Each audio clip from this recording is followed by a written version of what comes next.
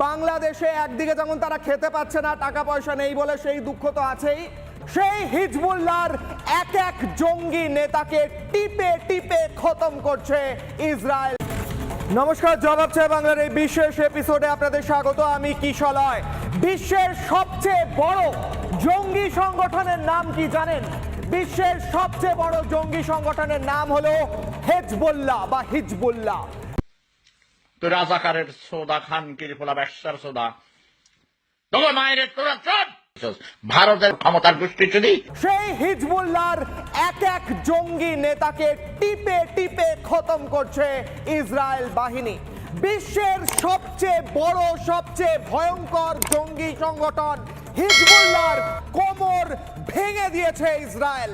ভান্ডামি সোদা, ধর্মের কথা সোদা, ব্যবসা খানকির পোলা, গরিবের সোদা, খানকির পোলার খুনি, ব্যবসার সোদা। এবং জঙ্গি সংগঠনের একদম মাথা নাসরাল্লাহ তার নাম, সেই হাসান নাসরাল্লাহকে তার সুড়ঙ্গের ভিতর ঢুকে মেরেছে ইসরায়েল। কিন্তু তাই নিয়ে দুঃখ কার? দুঃখ হচ্ছে বাংলাদেশে, দুঃখ হচ্ছে পাকিস্তানে, দুঃখ হচ্ছে কাশ্মীরের একাংশে। কেন কেন জঙ্গি সংগঠনের নেতাকে খতম করলে দুঃখ হবে এক প্রকার মানুষের? কুত্তা দিয়া সোদাইতে সোদাইতে তোর বোদা ফাটাইয়া ফালানো হবে। ব্যবসা খানকির পোলা। প্রশ্ন উঠছে কিন্তু এই মুহূর্তে দাঁড়িয়ে, এই মুহূর্তে সবচেয়ে বড় ব্রেকিং, নাসরাল্লাহ জঙ্গি নেতা নাসরাল্লাহ টানেল বা সুড়ঙ্গ খুঁজে পেল রিপাবলিক বাংলা। এই মুহূর্তে দাঁড়িয়ে সবচেয়ে বড় ব্রেকিং, জঙ্গি নেতা ইসরায়েলি হানায় খতম জঙ্গি নেতা নাসরাল্লাহ। সে কোন গোপন সুড়ঙ্গে লুকিয়েছিল সেই ছবি এই মুহূর্তে রিপাবলিক বাংলার হাতে। এই সেই গোপন সুড়ঙ্গ যার ভিতরে ইঁদুরের মতো লুকিয়েছিল জঙ্গি নেতা হাসান নাসরুল্লাহ। হাসান নাসরুল্লাহ লুকিয়েছিল এই সুড়ঙ্গের ভিতর। ইসরায়েলের ক্ষেপণাস্ত্র হানায় যার মৃত্যু হয়েছে, খতম হয়েছে, পিঁপড়ের মতো, ইঁদুরের মতো এই গর্তের ভিতর ঢুকে বসেছিল হাসান নাসরুল্লাহ। এক্সক্লুসিভ ছবি, সুপার এক্সক্লুসিভ। এই মুহূর্তে রিপাবলিক বাংলার দর্শক যারা দেখছেন এই ছবি, গোটা বিশ্বে এই মুহূর্তে এক্সক্লুসিভ। এই সুড়ঙ্গের ভিতর ঢুকে লুকিয়েছিল হিজবুল্লাহ প্রধান হাসান নাসরাল্লাহ। বড় বড় বক্তৃতা দিত, বড় বড় বক্তৃতা দিয়ে বলতো গোটা বিশ্বকে বুঝে নেবে সেই নাসরুল্লাহ এই সুড়ঙ্গের ভেতর ইঁদুরের মতো লুকিয়ে। চাটুকার দালাল, ফাটা গলা, মাইকে যদি কোন জায়গায় এসে কথা কইবি। আরো একটা ব্রেকিং নিউজ, আরো একটা ব্রেকিং নিউজ উঠে আসছে। হাসান নাসরুল্লাহর মৃত্যু হয়েছে কিভাবে, কিভাবে খতম হয়েছে? না, ইসরায়েলি ক্ষেপণাস্ত্র হামলায় সরাসরি তার মৃত্যু হয়নি। বোমার শব্দ শুনে তার হার্ট অ্যাটাকে মৃত্যু হয়েছে বলে এই মুহূর্তে খবর উঠে আসছে। অর্থাৎ প্রবল জঙ্গি নেতা, প্রবল সাহসী জঙ্গি নেতা, যে নিজেকে গোটা একটা এলাকার নেতা মনে করত, প্রবলভাবে বক্তৃতা দিত, বোমার আওয়াজে, ক্ষেপণাস্ত্রর আওয়াজে তার মৃত্যু হয়েছে বলে মনে করা হচ্ছে। এই মুহূর্তে আন্তর্জাতিক সংবাদ মাধ্যমে সেই কথা উঠে আসছে লেবানন সূত্রে এবং হিজবুল্লাহ সূত্রে। যে দেহ পাওয়া গিয়েছে, দেহে কোথাও আঘাতের চিহ্ন নেই, ব্যবহৃত হয়নি কোনো ধারালো অস্ত্র বা গুলি, শুধুমাত্র তাকে পাওয়া গিয়েছে সে পড়েছিল সেই সুড়ঙ্গের ভিতর ইঁদুরের মতো এবং তার দেহে কোনো আঘাতের চিহ্ন নেই। অর্থাৎ ভয়ে ভয়ে তার হার্ট অ্যাটাক হয়ে গিয়েছে এই জঙ্গি নেতা। এই মুহূর্তে দাঁড়িয়ে ফিরবো স্টুডিও এবং এই মুহূর্তে দুটো পর পর ব্রেকিং দেখালাম, যেখানে দেখা যাচ্ছে হামাস জঙ্গি নেতা একদিকে যেমন খতম হচ্ছে, তার সঙ্গে সঙ্গে হিজবুল্লাহ শীর্ষ জঙ্গি নেতা নাসরুল্লাহ, তাকে খতম করেছে ইসরায়েল। কিন্তু আশ্চর্য বিষয় কি জানেন? তিনটে র্যালি হয়েছে, একটি বাংলাদেশে, একটি ভারতবর্ষের কাশ্মীরে এবং একটি পাকিস্তানে।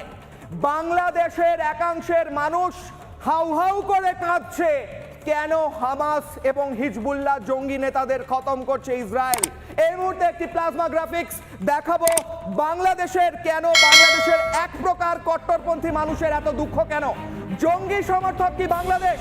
নাসরাল্লাহ খতম, কট্টরপন্থীদের প্রতিবাদ চলছে বাংলাদেশে।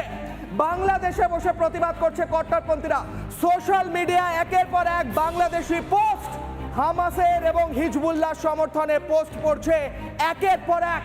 এই মুহূর্তে বাংলাদেশ থেকে হিজবুল্লাহ সমর্থনে প্রচার চলছে বাংলাদেশে, স্টেজ খাটিয়ে মাইক নিয়ে বক্তৃতা চলছে বাংলাদেশে হিজবুল্লাহ জঙ্গি গোষ্ঠীর সমর্থনে। অতীতে হামাসকে সমর্থন করে বিবৃতি দিয়েছিলেন মোহাম্মদ ইউনূস, বলেছিলেন ইসরায়েলকে এই মুহূর্তে থামানো দরকার, হামাসকে সাহায্য করা দরকার। ইসরায়েল বিরোধী বক্তব্য রেখেছে বিএনপি এবং জামাত। বাংলাদেশে এই মুহূর্তে খুব দুঃখ, খুব কষ্ট, হাউ হাউ করে কাঁদছে এক প্রকার মানুষ। হিন্দু মালু সালারপুর হিন্দু রাজাকার ব্যবসার ভরা বাঙালিদেরকে অসম্মান করে কথা বলেছে। ভারতের গোষ্ঠী চুদি, ভারত খানকির পোলারা, ব্যবসার পোলারা। পাকিস্তান 24 বছরে যত শোষণ করে নাই, এই ভারতের এই কুত্তার বাচ্চারা 24 ঘন্টায় তার থেকে 1000 গুণ লুটপাট করে নিয়েছে। তোদেরকে আমরা গরুর গোস্ত খাইয়ে ছাড়বো এবং পুরা ভারতবর্ষকে ইসলামিক রাষ্ট্র বানাবো, সারা বিশ্বকে ইসলামিক রাষ্ট্র বানাবো, মুসলমান বানিয়ে ছাড়বো, কোনো হিন্দু এই পৃথিবীতে রাখবো না। তার সঙ্গে এখন নতুন দুঃখ অ্যাড হয়েছে, কেন হিজবুল্লাহ নেতাদের মারা হবে। খুব চিন্তা বাংলাদেশের।